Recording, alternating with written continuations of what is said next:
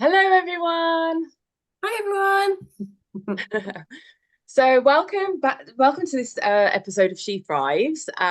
Today, we thought we would talk about self-talk and self-dialogue, and why it's so important to kind of observe, how we're perceiving things and how we're kind of saying about things, what we're saying about things in our mind. I've literally just got back from the US yesterday, so I'm a little bit jet lagged and groggy and struggling to get my words, but yeah, like while I was there, I was doing a lot of hiking and kind of really challenging myself physically. And I was telling Laura how much I realized my self-talk was really going against me. And so we thought it'd be a really great thing to share, a little bit about this, why it's important and our experiences with it, and how we've kind of reframed, how we talk to ourselves in order to empower ourselves and like, perform at our highest potential and our best. And yeah, just and how much, how powerful it is really to do this. Yeah, and I think there's things that we tell ourselves when we do have a choice about something, and there's things that we tell ourselves when we don't have a choice. I think both are quite different, but so we both had that experience the last week or so. We haven't had a choice. Um, but yeah, the self-dialogue thing definitely is something that I've seen and come across a lot in my experience as being a personal trainer with just people thinking that they don't deserve something, or they think, oh well, I might as well just eat all the cake because I'm fat anyway and I'm ugly and stuff, and they do, but that's not true. But that, because they keep telling themselves that, that's what they're seeing, and then that's what they're believing. And it's, yeah, Yeah. that's what you were saying, is just switching things around. um and yeah, just trying to install a new belief. It's like, on a computer, if you're just trying to install like a new program, like, just believe that you're worthy, and that this is exciting, and you're like looking forward to this part of this journey in your life, rather than it just becoming like a negative thing. Yeah, I mean, do you know what? I think it's especially for women, it's the biggest um obstacle that we face. I think is like our self-talk and our what's the word, our perspective of ourselves. I think it tends to be quite negative as women, and I think it's something that, I guess, is conditioned, that whole comparison thing, always feeling like, like comparing ourselves to others. And I think it's a massive common kind of challenge that women I work with in my coaching have, and maybe don't even realize. So it's usually when I ask them, what their common thoughts are and kind of perception of themselves, it tends to be, and I think there's a lot of women who have that kind of feeling of imposter syndrome, and feeling like we're not good enough. Like we always work on belief systems, and there's a tendency that most, all people have, when you whittle it down, there's the core beliefs that most people struggle with or have, going on in like within themselves, that then create these ways of holding yourself back. So it's the biggest sabotaging program, really, is what we tell ourselves often, if it's in the negative. I think you can be like, want to be a successful person and have all of the knowledge and the know-how, but if you have that psychology that goes against you, you'll only get so far, and it will always trip you up. And it's something that I really notice within myself as well. And I was saying to Laura, like, it was just really interesting, this experience that I had literally the last 2 weeks. I'm working through chronic pain right now. I've been diagnosed with endometriosis. I've been told very clearly by medical professionals I'm working with, physiotherapists, psychologists, and whatever, that I should not be doing so much physical activity, and I need to pace myself and blah, blah, blah. Or if I do a little, if I do a half an hour walk, I should have a day off the next day and not really do anything. And well, I didn't do any of that this trip, really. We were doing so much, and, like, it wasn't meant to be that way. There were days when I thought I was trying to factor in rest, when you end up having to walk a lot or whatever. So yeah, it was interesting that I was noticing a lot of the self-talk coming up.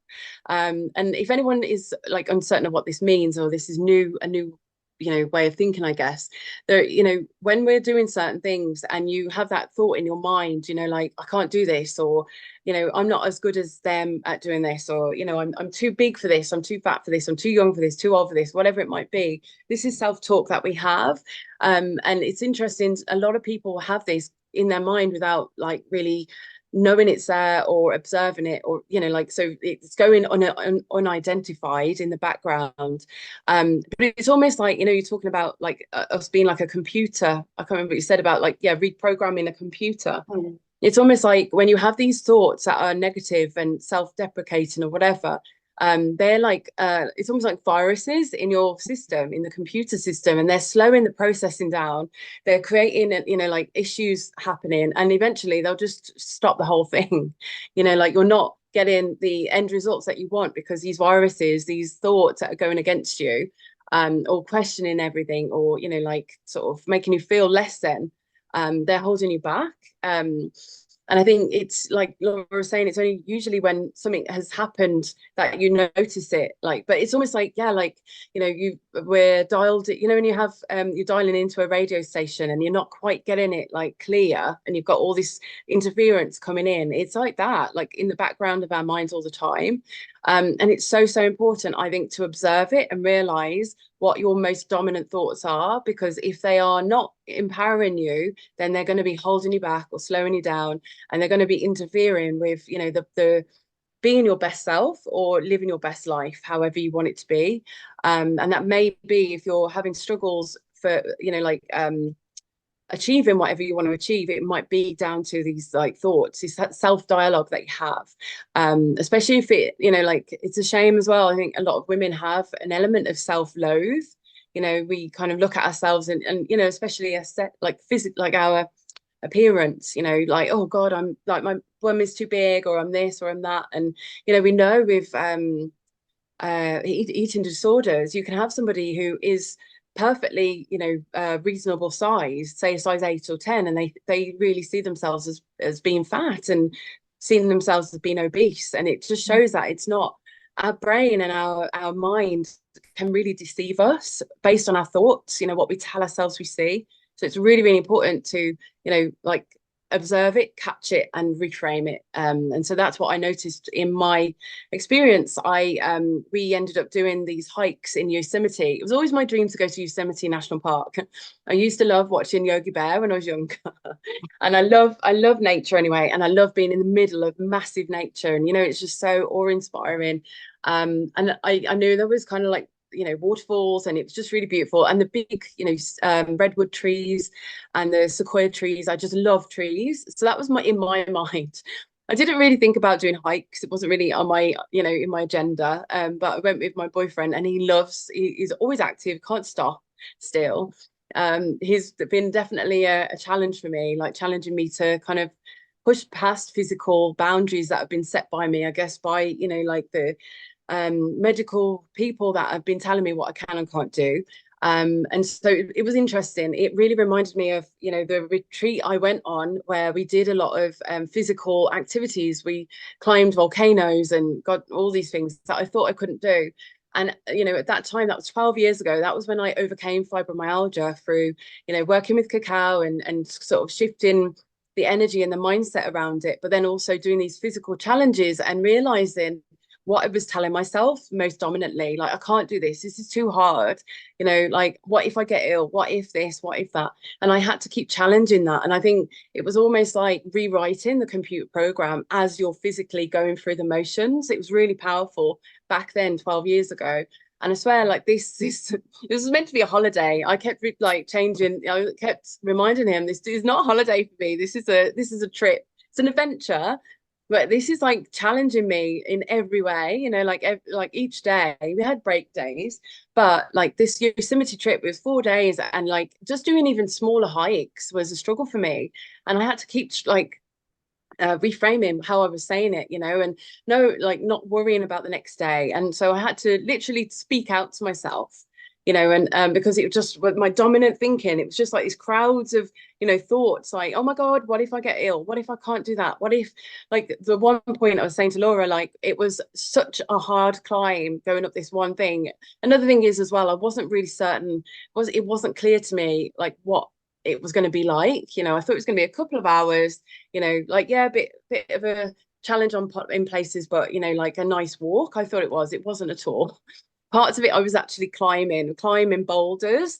It was ridiculous. So yeah, there was a lot of self-talk on that, but then I had to keep reframing each negative to a positive, and also my boyfriend was helping me do that, because there were times when I was just in tears and I couldn't do it. But it really helped me, I think. Yeah, like, it busted beliefs. I thought I couldn't do it. And I was saying to him, it's interesting as well, like, I'm over 40 now, and I was thinking, yeah, okay, I did the volcano like before, but that was 12 years ago. Like, I'm a different person now physically. So it really, really, like, strengthened my belief in what I can do, and I was like, right, that's it now. I really want to do more athletic things, because, like, I haven't done so many of those things for so long, and it felt amazing to do it, and really, yeah, like, strengthened my belief in myself and what can be done because I did it. So Mm. yeah, like, that's my experience, and it was amazing. And I do feel, even though I'm exhausted, I feel like just great for doing it and pushing myself. Yeah, and I think it just sounds like so much fun. And you were saying as well, from at parts, your partner had to like just get his shoulder in and kind of push you, like, oh, you need to get up that hill. Because you were saying as well, it started raining, and so everything's getting slippy. And so you're like, well, I have to get down this mountain because otherwise I'm literally going to be stuck here until someone comes to rescue me. And the fact that, like, Yeah. you did, I know that's what I said at the beginning about, some situations where you're forced to do something that you don't think that you could do, but you have to. Yeah. Yeah, And you know, you one thing as smashed that. well, it actually shocked me at how negative my thinking has become, actually, and to the point where I want to. I mean, I've had hypnotherapy for a couple of things around the pain management, but I really want to either do some therapy or hypnotherapy coaching or whatever on my negative thinking, because it's definitely the default is like the worst case scenario thinking, and I realized that just wasn't getting me anywhere in those situations. Like, the trip was a challenge in so many respects. Like, we had snow happen, like, the weather was bad. Part of the road we were doing, like, Big Sur, this road trip, part of the road fell apart, so we couldn't do it. Like, there was lots of things that were happening that was just like, like, quite frustrating. And I realized my default was negative thinking, and I don't want that. So it's interesting. It really has highlighted to me, wow, I have really, and I'm not surprised really, because I've had, 3 years of chronic pain, and this kind of vicious circle of not really getting better and not being able to do a lot of things. But really, in like, when I look at it, I was being grateful a lot of the times as well, because I was like, wow, the fact that I can do this trip, and I was able to do that, like, and yeah, despite what people are saying. But yeah, so it's always interesting to realize, like, what your default is, and know that you can change it. I changed it before, and I know I can change it again, but yeah, it's a process, and I'm definitely going to be working on that. So I'll be sharing updates on that. Do you think, like, negative thinking wise, that it gets worse as you get older, just because we've been exposed to all the shit that's happening in the world, like the wars and stuff, and, like, all the scaremongering as well, the news to go, because I always just go straight to the worst case scenario, It or can if be. bad things happen, you just think, oh well, um, at least this didn't happen. Do you know what I mean? Like, it's just like with my finger. So this little beauty that I broke on Saturday, and I had no choice, but I had to, like, straighten it and kind of click it back in. It went, and it was hurting so much. But straight away I was like, well, at least it's my left hand and not my right, because I'm right-handed. And you just think, shit happens, because we're so used to that, aren't we? Yeah, So and do you know what I that's would say? maybe. Yeah, I'd say with you though, when we've had our conversations and stuff, you are very good at seeing the what do you call it, the silver lining in things, and the positive. But I was just going to say, I wonder, like, so I think what it is we have a default, and that's what we were brought up to think. So the default is how whoever, you know, like whoever you were around the most when you were younger, that will tend to be what you know we have been programmed with, and what we, you know, like what we then choose to be like is what we have to kind of work on, you know, I think on a regular basis. So my default is definitely like my nan is always moans about the weather, you know, like what their tendencies, like whatever their beliefs were, we tend to have the same ones, you know, like, oh, the world's going to shit, or, you know, like whatever people might be saying, that's what the default will be. And usually, you know, like you'll get those defaults coming out when you're, you know, overtired, you're overworked, you're overwhelmed, you're hungry, you know, like, because I think we have the way that we want to be, and that's something that we kind of manage with the practices we have and whatever. But then we have the way that we were taught that might not be aligned with us or what we agree with, but it can come out. And that's definitely what was coming out on me. I could hear, you know, like my mom and my nan, their kind of gripes coming out in my what I'm saying. So yeah, maybe Yeah. it's that. Yeah, maybe. I suppose like my mum and dad have always been very like, no, no, everything's fine. You know, don't worry about a thing. Like it's all fine. It'll all come out in the wash, you know, and all that. So you sort of grow up with just that, I don't know. Yeah, it's just weird. But then I still, and I guess it's like because I was with my ex for so many years and he was so negative and scared of everything that was happening in the world, and everything was always like the worst case possible ever scenario, and that kind of started to rub off on me. But I feel like I'm hopefully getting that out of my system and getting back to, you know, normal a little bit now. But yeah, I just Yeah, remember maybe it was like, I don't know, 6 or 7 years ago. I was so angry at myself because I'd been out on a weekend, I'd eaten whatever I wanted, drank loads, and then I'd weighed myself and I'd put on weight, and then to punish myself and self, but rather than sort of like now, I'd be like, oh, well, don't worry about it because you've had a great time. We'll just draw a line under it and just start again. It's fine. But yeah, no, I had to go through this whole like, oh, well, that's it. I'm just gonna carry on just eating and drinking, and then oh my god, I put on even more weight. God, I deserve this. I'm disgusting, and it wasn't at all. I was way smaller than what I am now. But it was just that almost that sort of don't know, not like a lack of education of or experience as well because I wasn't a PT back then. Um, and I just, yeah, it would, you just go into this downward spiral. Whereas now I can kind of talk myself out of it and just go, yeah, it's fine. You know, it's not always going to be that way. You can put on weight, you can lose weight. Not saying it's easy, but it's just yeah. you deserve to enjoy your life, and it doesn't really matter like what you weigh. That matters like nothing at all. But yeah, I I guess just that must be a dominant. I guess that must be quite a big thing that you work with like around self talk with your clients. Is it yeah, the yeah. around that? And I think it was obviously after I had my daughter as well, and I was huge, but I found it fascinating going through the whole pregnancy, like what my body did, and I didn't care. And like after, I didn't care at all how long it took to get the baby weight off, or the fact that I, you know, I've still got like loose skin and stuff now because I appreciate and respect my body for what it does, and I think I always will now. Yeah. It So I created just, a miracle, didn't it? I mean, how yeah. amazing, really. Yeah. Yeah, and I think this whole like, you know, we should be a certain way, or we should snap back, and we shouldn't be eating this, and we should be restricting that, and it's just it fuels this like negative dialogue, doesn't it, in our minds, and then self-sabotage is just boom, just around the corner every time, isn't it?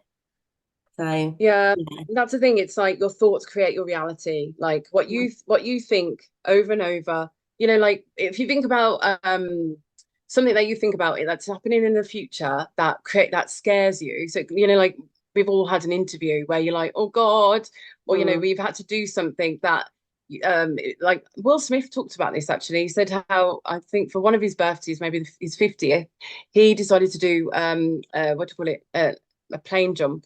Can't think of how oh, what skydive. skydive. I can't, my words are going now. He had to do a skydive, and he said it was the most interesting thing he had. And I can imagine, even imagining it not doing it. freaks me out. And he said, like, for a week leading up to it, he had all of the physical responses of it, as if he was about to do it, even though like he wasn't there. You know, he could be in the bath. There's no actual imminent stress at that point. There's no risk at that point, but his brain had thought about it and it created all of the physical responses. You know, like he started sweating, he had the shakes and everything. You start panicking, like it literally creates a panic. And so, that thought of something has created panic. So, the thought of the interview, suddenly you'll be like, your heart will stop beating quicker. You'll get clammy hands or whatever. And it's the thought of it. You're not there yet, but it's the thought of it.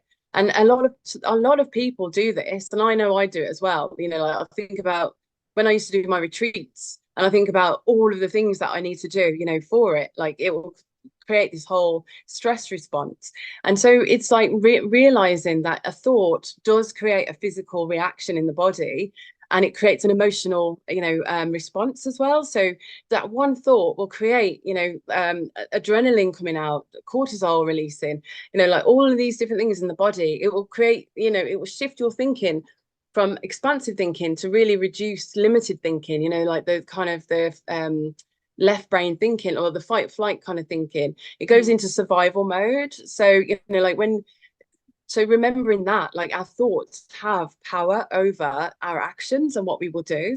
So it's really, really important to catch it. And I think especially in the field of like your personal training, and I know this is what I work with a lot with women, is this feeling of like not being happy with ourselves, and focusing on the points, the features of ourselves that we don't like. I mean, for me, it's my big but I can't speak, my big bum.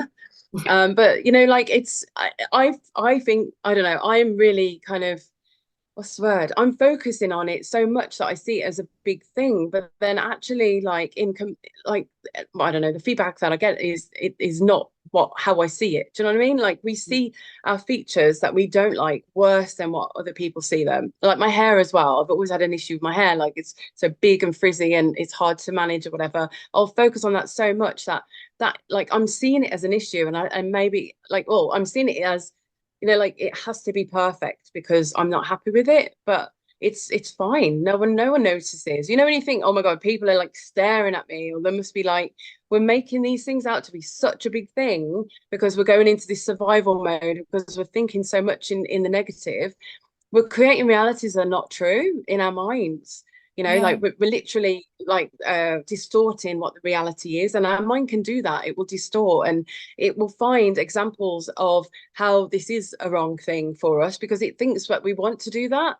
But there is probably just as many, if not more, of the reasons why it's not the wrong thing, or it's perfectly fine, but we will distort that and delete that, the brain will, because it thinks you just want to see more of the negative.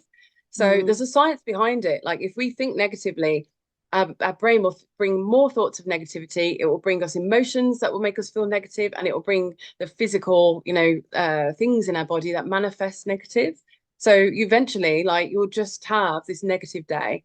And a great thing to watch, if this is new to you and you are like, this resonates, is The Secret.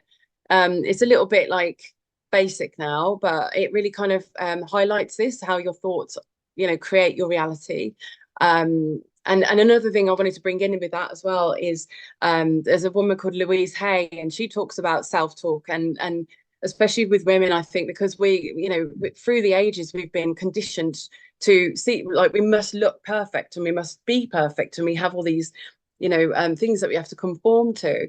And so she talks about mirror work. So really looking at yourself in the mirror and like what's the word, rewiring how we see ourselves and how we speak to ourselves, and doing it on a daily basis and having a practice of it. So we move away from this self-loathe, or like just being negative with ourselves, and we actually start to like, what's the word, like reprogram our brain to see the good in ourselves and see the positive and see the beauty and the love. Because I think it's a practice that every single woman needs to do. Yeah. No, I think that's a good point. What was that one you said? The Secret? Yeah, have you watched it?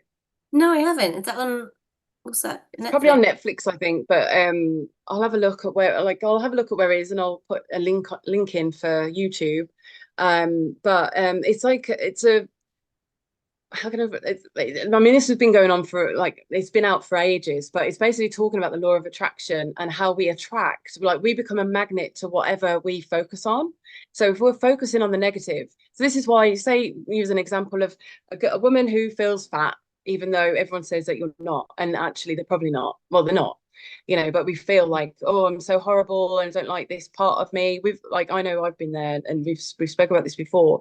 But if you focus on that all the time, so every time you look in the mirror, you don't look at anything else about yourself, you're just focusing on that one thing with the negative thoughts, then that's all you're going to see always. And actually, if you're not really taking yourself in, like the rest of you in, of course that's going to look big in comparison, because you're not really seeing yourself for how you really are.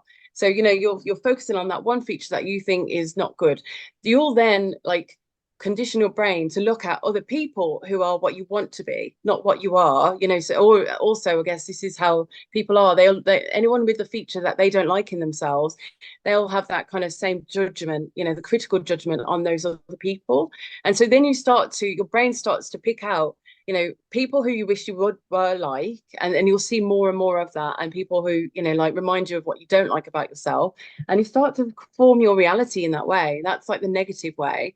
Whereas if you start to like intentionally think about the things you want to think about, so like in the morning, we talked about morning routine. You kind of think about like, I want to I don't know, like, so there's a dialogue I have, like I want to help me align with people who are like-minded, help me like have more inspired thoughts. So I have like affirmations I say, so that then kind of programs my brain to think about those sorts of things, rather than if we wait. So it gives an example of someone who wakes up in the morning, they're late, they've snoozed their alarm, so you're already in that sort of stress mode. They stub their toe, then they like that, so they're angry, and then like, so like your day can suddenly like dominoes unfold in a negative way. Yeah, so that's how we can kind of like attract in. So we become a magnet to what we want. We draw in the things that we think about, we feel the most. And it highlights that basically. It was something that became like really what do you call it? It became viral basically, and that's what started this trend of a law of attraction. So it's a really great way of kind of getting like an idea of how your thoughts create your reality, and examples of it. How lucky people who feel that they're really lucky and they believe in luck actually are lucky, because they believe it so much and they tell themselves. They create that reality, where, and in like the opposite way, people who feel like they're unlucky and bad things always happen to me, that actually happens.